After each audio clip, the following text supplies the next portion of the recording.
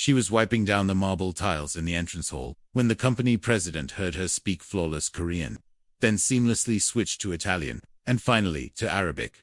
What followed stunned everyone in the building.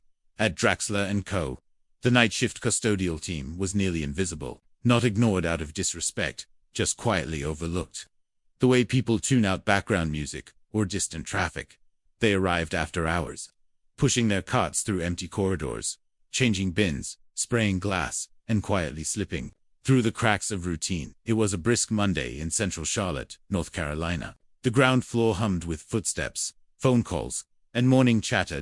People in suits held coffee cups like shields, rushing toward deadlines and murmuring strategies into their Bluetooth earpieces. Gregory Sandoval, the CEO, was making his usual walk from the parking level to his 22nd floor office when he heard something that made him stop mid-step. A voice. But not just any voice. It was clear, measured, and flowing in a language he hadn't encountered since a conference in Seoul 5 years ago. Korean, he paused. Not because of the language itself, but because of who was speaking. Have you ever experienced something like this? Let us know in the comments and where you're watching from. Your voice matters. Looking around, he expected to see someone from the overseas accounts team, but then he saw her.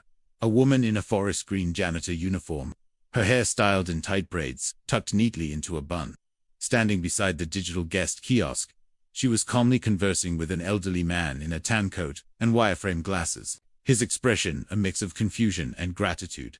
She gestured with gentle confidence, guiding him toward the elevators, while her words landed with clarity and care. Sandoval narrowed his eyes. He'd seen her in passing late evenings.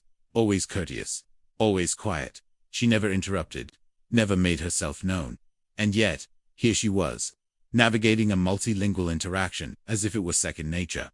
Before he could step away, she finished speaking Korean and addressed a courier standing nearby with a clipboard in hand. Switching into Italian, she clarified the suite number. Grazie, the courier mumbled, slightly stunned.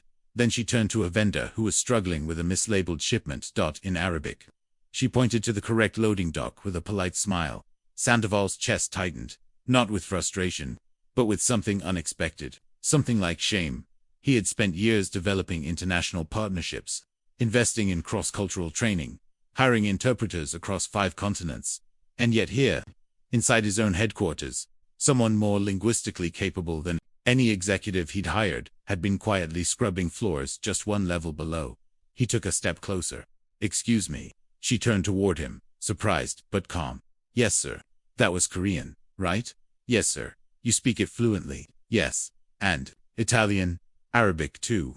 She nodded. Also Russian, Hindi, Japanese, Yoruba.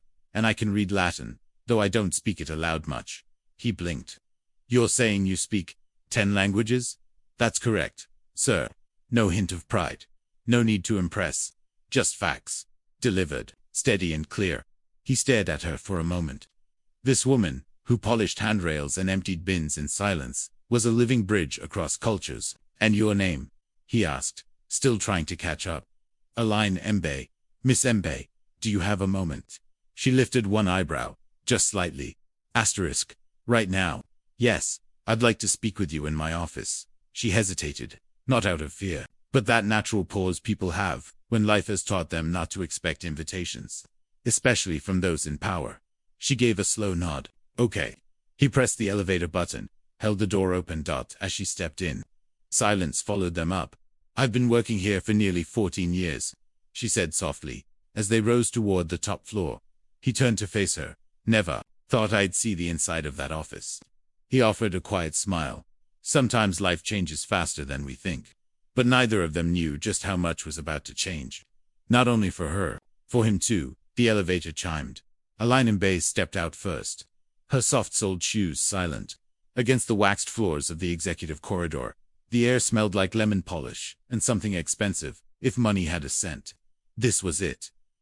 Assistant blinked, startled to see the janitor walking beside him.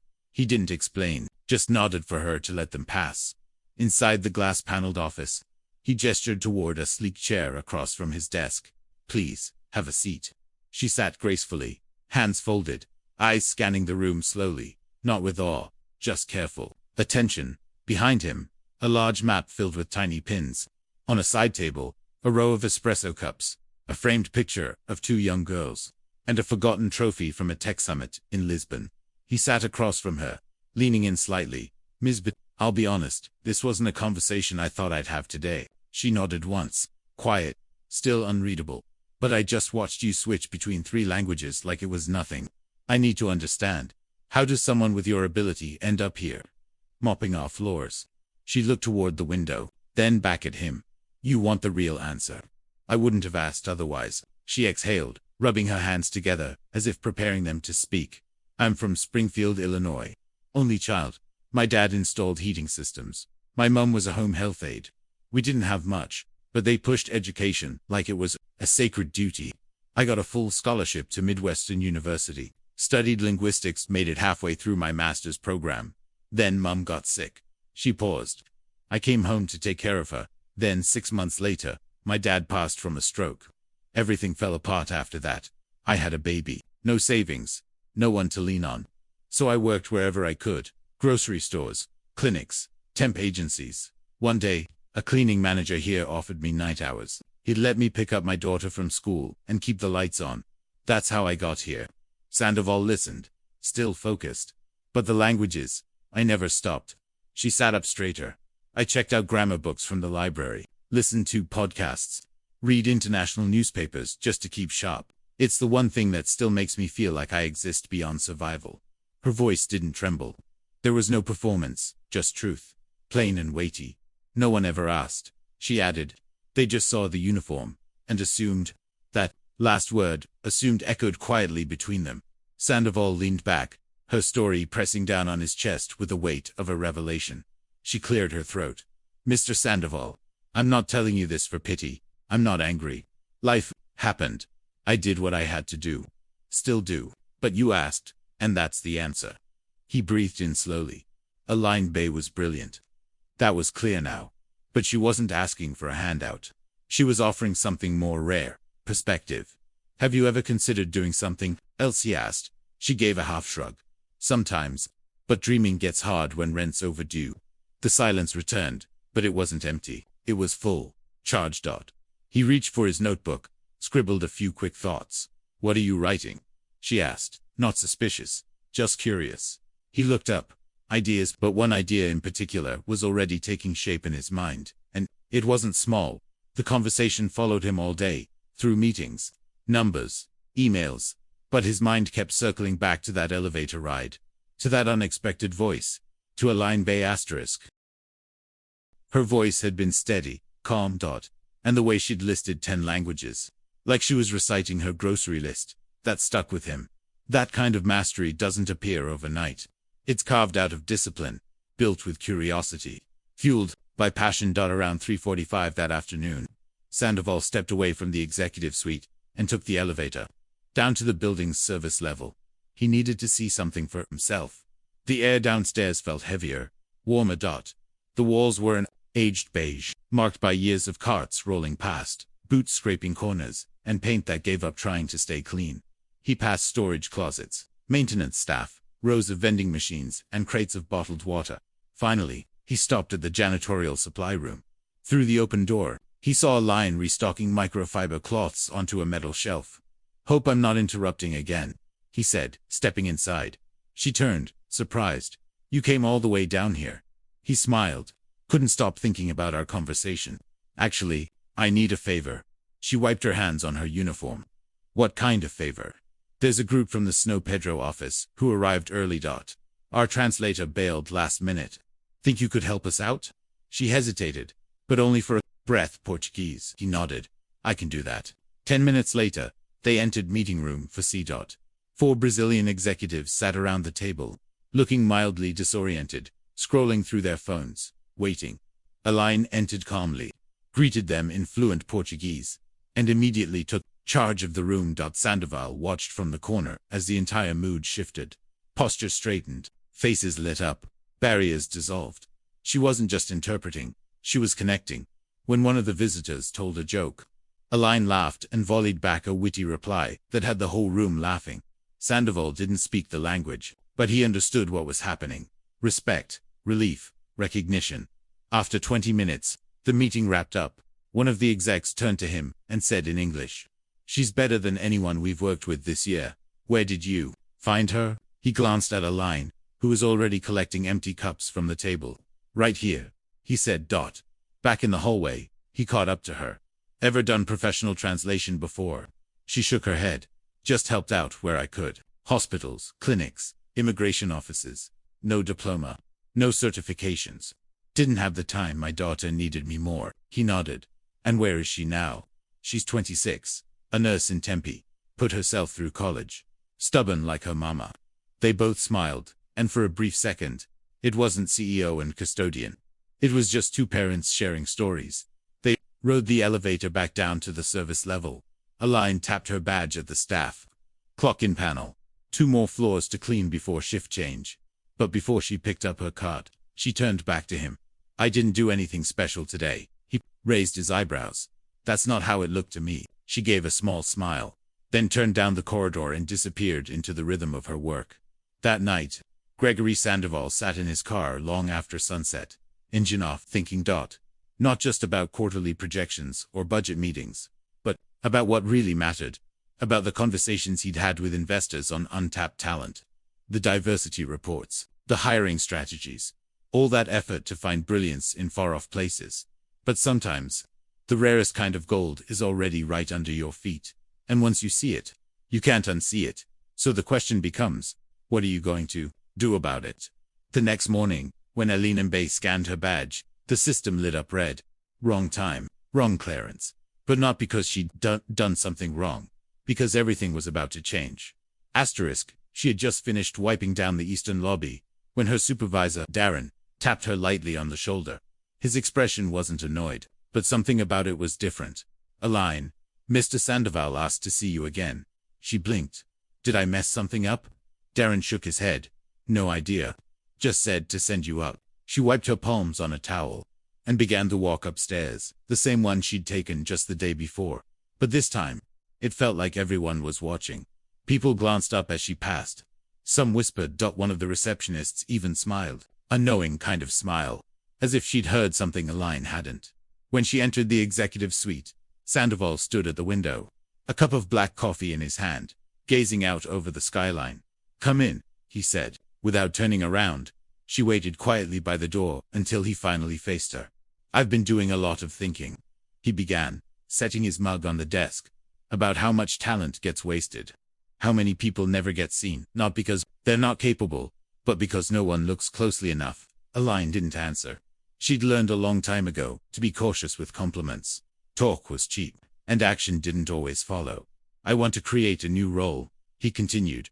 "One we've never had, but one we've desperately needed." Now she furrowed her brow. "For what?" "Cultural liaison for international relations. Someone who can speak the languages, understand nuance, navigate guests, vendors, contracts, all the global interactions we constantly stumble through." Her mouth opened, but no words came. "You're qualified. More than most in leadership. And you've already proven you've got the intelligence, patience, and professionalism to handle it." She looked at him, narrowing her eyes slightly. "This real as it gets. I don't have a college degree. You've got something better. Real life experience, dedication and fluency in 10 languages. You think I care about a piece of paper?" She shifted her stance, still unsure. "Why me?" He met her gaze. "Because yesterday morning you solved 3 problems in 3 languages before most people had finished their coffee. And because I'm tired of walking past people doing twice the work for half the recognition." Aline crossed her arms. "You know what folks are going to say. I don't care." They locked eyes for a moment, and then she exhaled, long and slow. "I've never had a job like this," she said. "No title, no office. You'll pick it up quickly. I don't have the clothes for this kind of thing. We'll send you a clothing stipend." She gave a short laugh. "You really planned this out, huh?" "I'm trying to." Silence stretched between them. Not awkward, just full. Then Alan asked softly, "What about my shift downstairs? Who's gonna cover it?" Sandoval smiled. "We'll find someone, but no one can replace you." Neither of them said anything for a while. She looked down at her hands, then back at him. "This isn't charity, is it?" He shook his head. "No, this is recognition, long overdue." Her lip quivered for just a second, but she blinked the tears away. Then she lifted her chin. All right, then, let's see what I can do. He reached out a hand. She took it. It wasn't just a handshake. It was a page turning. But what neither of them saw coming was how the rest of the building would react. By Wednesday, word had traveled faster than the elevators. Aligned Mbe, the quiet janitor from night shift, had been promoted to an executive position. No one really knew the full story.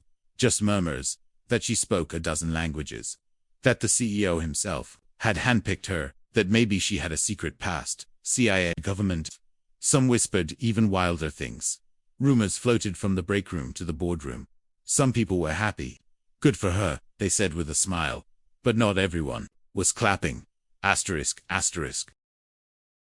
In the staff lounge, two marketing coordinators leaned in over their quinoa bowls. Voices hushed. I'm just saying, one muttered. I've got a master's in global commerce and have been waiting over 2 years for a promotion. And this woman, she was scrubbing bathrooms last week. Her friend shrugged. Maybe she knows something we don't. Oh, come on. It's just Sandoval trying to tick some diversity box. Make a statement. That same tone, a blend of skepticism and bitterness, began showing up in meeting rooms, Slack threads, even whispered conversations in elevators. The company wasn't used to change coming from the outside, especially not from the basement. Aline felt it the moment she stepped into a new office on the 12th floor. It was simple. A desk, a small plant, and a computer she hadn't turned on yet. But to her, it felt like a different universe. When HR finished onboarding her, she asked if she could keep her old uniform. Not to wear, just to remind herself where she came from. That afternoon, she had her first meeting with Victor, head of international operations. He entered briskly, clipboard in hand, expression tight. No handshake. No small talk. Didn't even sit. So, you're the new liaison, he said. His tone laced with polite doubt. That's what I'm told, she replied, meeting his gaze. Any experience in corporate protocol? She smiled faintly. Only from the outside. Looking in, he didn't crack a smile. I've got reports from Milan, contracts from our Dubai partners, and a vendor issue in São Paulo. Think you can handle all that? She stood up. I'll need a few hours to review, but yes, I can. He dropped the folder onto her desk, nodded stiffly, and walked out. Later that evening, Gregory Sandoval appeared in her doorway. How's day one treating you? She leaned back in her chair. I've had worse, he chuckled. Victor, give you trouble? He doesn't scare me, I figured. She paused, then asked, can I ask you something? Of course. Why now? Why me? Handed me a bonus and kept walking. He leaned against the doorframe.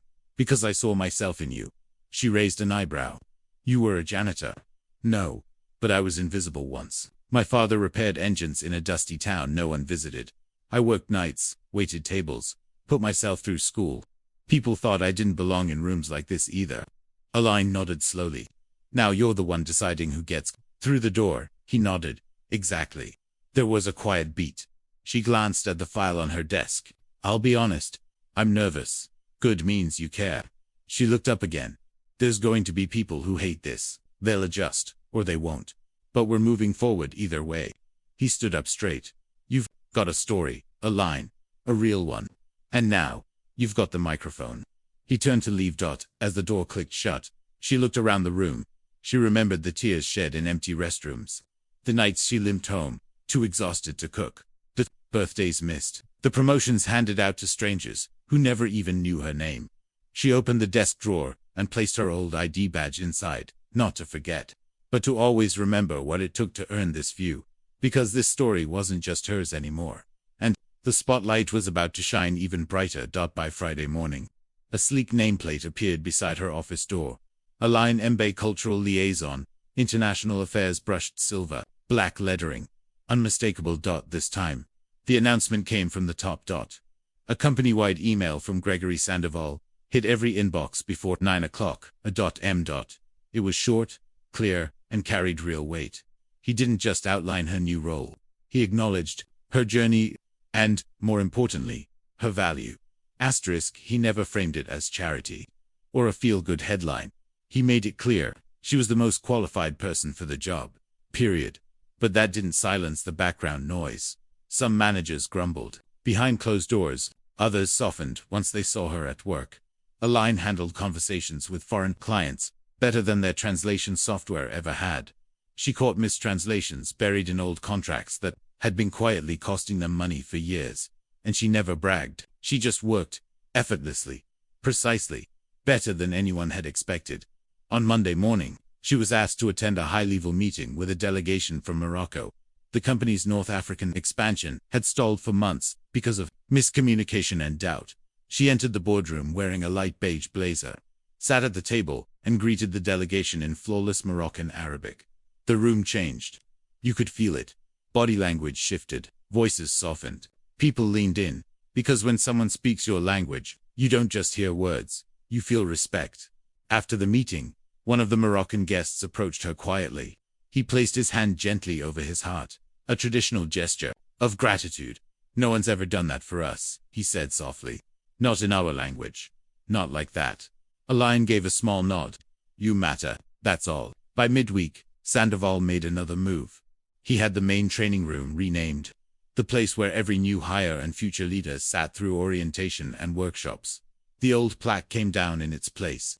The MBA room, no speech, no banner, no cake, just a small, silent shift that meant more than any party ever could. Later that afternoon, Sandoval stood outside the door, watching a group of interns file in. He overheard one of them whisper, "Who's that?" A staff member replied, "She's the one who reminded this place that greatness doesn't always wear a suit." That same day, Alain found a sealed envelope on her desk, no sender, just her name, written in block letters. Inside a single note, "I used to think I'd be invisible forever, but today, I stood a little taller, because of you. Thank you." No name, no contact, just proof that someone was watching. Someone who needed to believe in the possible. She stared at the words for a long time, her throat tight. She didn't cry. She didn't have to. Because in that moment, she understood this wasn't just a promotion. It was a door. But not every door stays open without resistance. And someone was already reaching to close it. Late Thursday, she was summoned to a meeting, not by Sandoval, but by someone above him. Eleanor Craig, a senior board member flown in from Houston. She'd been part of the company since fax machines were cutting edge. Sharp suit, sharper tone. Alain walked into the glass-walled conference room on the 17th floor. Eleanor didn't rise, didn't smile. "Have a seat," she said without looking up. Alain sat quietly. Eleanor clicked her pen twice. "I've reviewed your file," she began. "No college degree, no corporate training, no management certifications." Alain didn't blink. "That's accurate.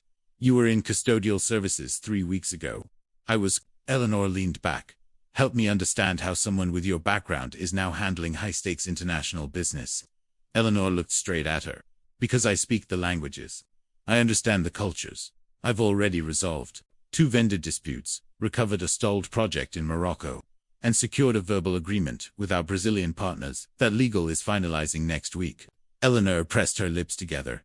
"You think instinct and charisma are enough to run a company?" Alain smiled, just a little. "No, ma'am. But results should be." For the first time, Eleanor blinked. It was subtle, but it was hesitation. "Don't need to be popular," Alain added. "But I do need to be effective. And I am." Eleanor stood, closed the folder in front of her, like it held something dangerous. "You're a risk. I've been one my whole life." When the meeting ended, Alain didn't go back to her office. She walked out of the building, crossed the street, and sat on a city bench, facing the glass tower she now worked in. She watched it quietly, as if taking measure of its weight, its walls, its windows, the same building she used to clean after everyone else had gone home. Now she was inside, but staying there would be a different kind of work. Asterisk, asterisk. For years, she had walked past that building in the same uniform, pushing a cart, carrying supplies, wondering if anyone ever really saw her. Now they did, and not everyone liked it. She pulled out her phone and called her daughter. "Hey, Ma." Her daughter answered, cheerful as ever. "Everything okay?" Alain paused, then nodded to herself.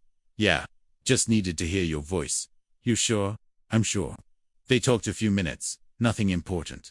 Groceries, the dog, a movie one of them wanted to see, but her daughter's laughter grounded her. After they hung up, Alain sat quietly, just breathing. Then she stood, crossed the street, and rode the elevator back to her office floor. By the next morning, news of the Eleanor Craig meeting had already made its rounds. But to everyone's surprise, Alain didn't shrink. She arrived early, led a team briefing, and took a call with the Berlin office without breaking a sweat. She was calm, sharp, unshaken. Later, that day, someone left a message scrawled on the whiteboard outside her office door. No name. Just 3 words. We see you. It meant everything. In the weeks that followed, something began to shift. People didn't just come to her for language help anymore. They came for advice, clarity, courage. She became the person others turned to before making a pitch, before sending that big email. She sat with interns, walked them through talking points, and treated everyone with the same calm respect. One shy intern, a quiet kid named Bo, asked her one day, "How'd you learn all those languages?" She smiled. "1 word at a time. Same way you will." Aline wasn't just doing her job. She was changing the culture. One afternoon, Sandoval joined her for coffee in the break room. "Been hearing good things," he said.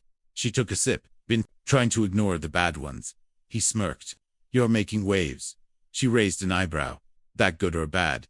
He smiled. "Here. It means you're doing something right." They stood in silence. Then he added, "You know, I've been thinking about starting a program for internal growth, especially for people in non-desk roles. There are probably more people like you in this building." She nodded. "There. Are they just haven't been seen yet?" He looked at her. "Want to help me build it?" She smiled. "I've already started planning it. In my head, by the end of the month, the pilot program launched. A new initiative, Voice Inside, designed to give employees from every level access to language learning, mentorship, and visibility across departments. It was Aline's idea, and it caught fire. Eventually, she was invited to speak at a National Logistics Pursuit Summit in Cincinnati. She didn't tell her story to inspire. She told it to challenge. "I was never just a janitor," she said to a packed room. "I was fluent, I was capable, I was ready. But nobody looked long enough to see it. So next time you walk past someone without a title, ask yourself, what are you missing?" Silence. Then, the whole room stood. Applause. On her way out, a young man approached her, tears in his eyes. "My mum's a housekeeper," he said.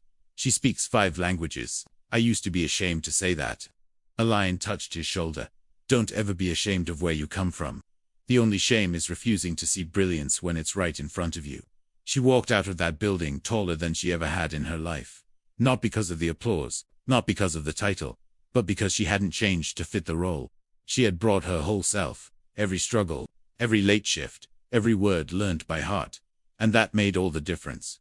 So the next time you catch yourself judging someone by their uniform, their job, or the way their name sounds, remember this: talent has no dress code. Intelligence doesn't ask for permission. And brilliance might pass you in the hallway, pushing a cart, wearing a name tag. If you've ever felt overlooked, underestimated, or invisible, keep going. The right person will see you. And when they do, don't just take a seat at the table. Bring a few extra chairs with you. ***.